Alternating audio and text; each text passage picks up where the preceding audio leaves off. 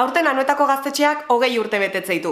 Oso azkar pasatzen da denbora. Oraindikan 10. urteurreneako ingenitun ospakizunetaz goatzen naiz, eta egitan asko kostatzen zaitela pentsatzea 10 urte pasadiala orduz geroztikan. Bueno, 20. urteurrena ospatzeko ere gauza pila bat antolatzen nahi dira urte guztin zehar, eta hoien arten maiatza bukaeran intzuten belaunaldi eguna. 20 urte hauetan zehar gaztetxean parte izan gean belaunaldi ezberdinetako jendia elkartu eta egun bat ospatzeko.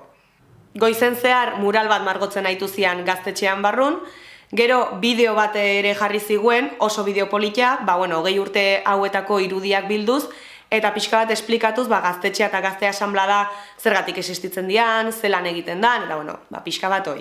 Gero bazkaria ingenun denok elkarrekin, oso bazkari goxoa, eta bazkal ondoren joku lehiaketa moduko bat prestatu zuen, eta egia esan, joku honekin oso ondo pasanun. Joku edo lehiaketa honek biltzen zituen 20 urte hauetan zehar gaztetxen eta gazte asanbladan ingurun gertatu dian anekdotak edo kontakizunak. Orduan, galdera bat botatzen zen eta 4 erantzun posible ematen zian. Adibidez, galdera bat zen, ze talderen kontzertutan hartuzun zu bafle batek, edo ze koloretakoak zian gaztetxeko paretak hasieran, eta olakok, eta lehiaketa moduko bat ingenun, batzuk banak aparte hartu zuten besteek binaka eta hola, baina azkenen honena izan zen, gogoratzea anekdota guztik eta par batzu bota genitun. Arratsalden herrin zehar poteatu bitarten musika izateko kriston trastea montatu zuen, egia esan artista batzuk dira, eta belaunaldi bakoitzeko norbaitek denbora tartetxo bat izan zuen bertan musika jartzeko, variedade pixka bat egontze din.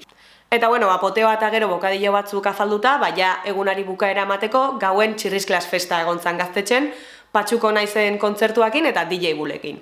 Oso egun politia izan zen, nik behintzat oso ondo pasanun, eta egun hori aitzaki hartuta, bideo hau egitea pentsatu dut, nik ere gaztetxeaz dauzkaten oroitzapena konpartitzeko. 5 gauza bakarrik aipatuko ditut, ze bestela asko luzatuko zait bideoa.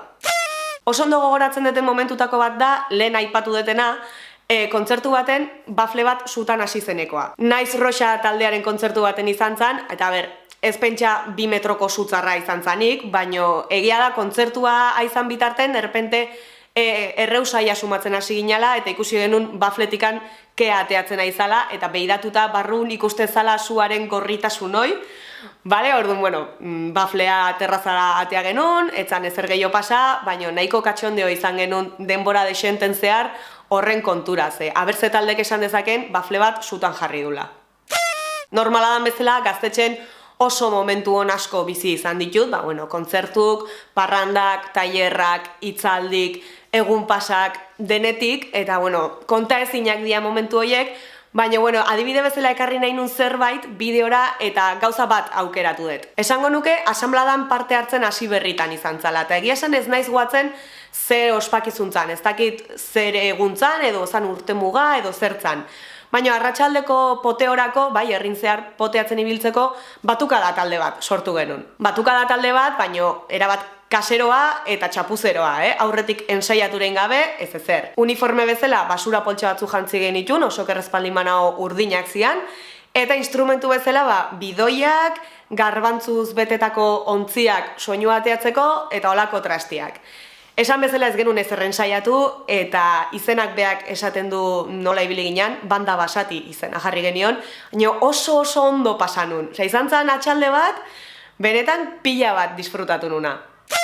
Eta ondo pasatako momentu guzti horietaz apartere, gaztetxeak eta gazte asanbladak beste gauza asko ere eman dizkit. Adibidez, uste bideoren baten ere komentatu izan detela, ni gazteago nintzanean oso nerviosa jartzen itzala jende aurren zerbait esplikatu behar nunen, klasen talde lanen bat aurkeztu behar zanen, edo lako zerbait egiteakon.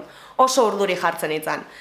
Eta, urteak pasala pixkanaka ikasten ju naiz hori gainditzen, eta, nervio horiei aurre egiten, eta prozesu hortan gaztetxeak ere izan du bere garrantzia. Adibidez, gaztetxen urte batzutan zehar antzerki bat antolatzen genuen, gaztetxeko jendeak antolatutako antzerki bat eta gaztetxeko jendea aktore ginala. Eta hoxe, nik ere parte hartu nuen edizio batzutan zehar, ze pila bat gustatzen zitzaiten antzerki hori, herriko jende asko jutezan ikustea, eta oso ideia politia iruditzen zitzaiten, orduan, neukan horren parte izateko gogoa ere ez? Eta, hartu nun erronka bezala, edo nere buruari esan nion, gustatzen baldin bazaizu eta parte hartu nahi baldin badezu, benga, saiatu. Eta hoxe, prozesu moduko bat izan zen, ze oso urduri jartzen itzan, esan bezala, eta oso urduri jarri nintzen baita ere antzerkian parte hartzerakon, baina, urratsak ematen hastea izan zen, bai, eta handikan aurrea ere, beste gauza batzuk landuz eta beste gauza batzuk eginez,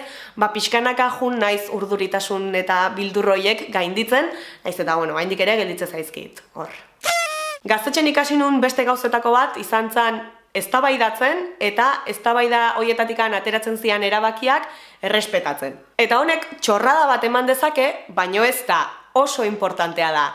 Ze eztabaidatzen denok dakigu, bai, diskutitzen denok dakigu. Baina kontua da, asanblada baten, gazte asanbladan, zure parean dagona ez dela zure etxaia, zure laguna da eta elkarrekin aizeate proiektu bat garatzen, bai.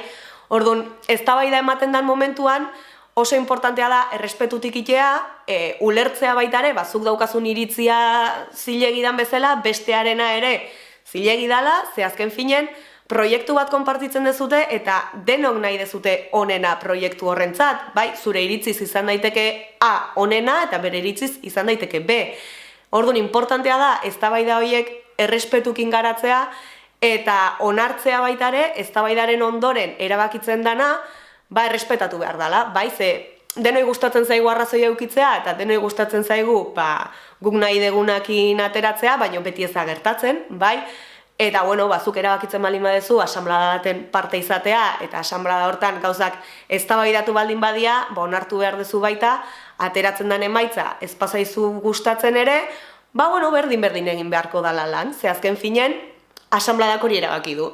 Eta hau ez da bat ere gauza erresa, eta orduan, pixkanaka ikasten den zerbait da, eta gero bizitzako alor askotan baliagarri egiten den zerbait da, eta nire kasun, iruditzen zait, gaztetxeko gazte asanbladaren parte izateak lagundu ditela nire barruan hori lantzen.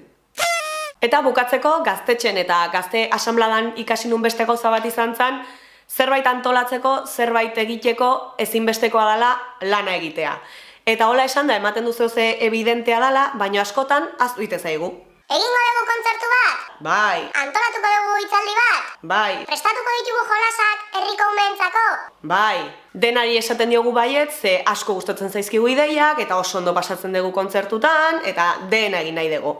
Baina, gero, gauza guzti horiek antolatzeko ezinbestekoak dian lanak zeinek egingo ditun erabakitzeko garaian, baina igual ez gehain beste animatzen.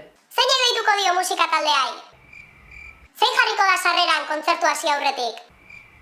Zein diseinatuko du kartela? Zein jarriko ditu?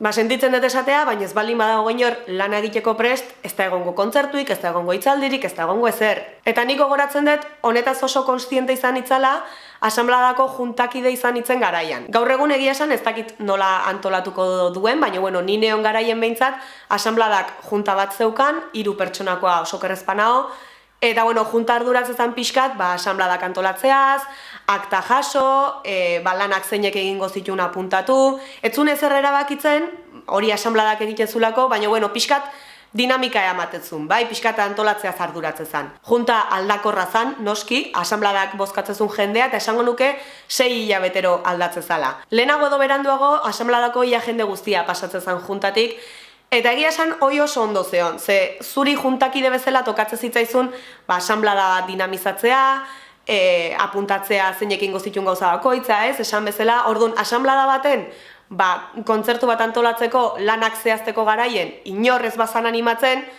zuri juntakide bezala tokatzen zitzaizun esatea, ez balin bada inorra animatzen, ez dago kontzerturik, bai, orduan, oso garbi ikuste zenun zati hori, esaten nahi nitzana, jendea ez balin bada animatzen lana egitea, ez dago kontzerturik, ez dago hitzaldirik, ez dago jolasik, ez dago ezer. Eta ni behintzat, juntatik pasata gero, eta ja horretaz kontziente izan da gero, saiatzen itzan asanbladetan lanetarako apuntatzen. Azken finean ikusten dezuna da, gauzak egitea nahi baldin badezu, zuk ere lan egin beharra daukazula. Eta gero, egia esan nahi behintzat, arrotasun puntu bat ere eragite ziten, ez? Zerbait antolatzeko lanetan ibilita gero, emaitza ikusi eta emaitza horrekin disfrutatzen dezunen, nahi gustatzen zitzaiten, eta arrotasun puntu horrek ere balio dizu lanian segitzeko.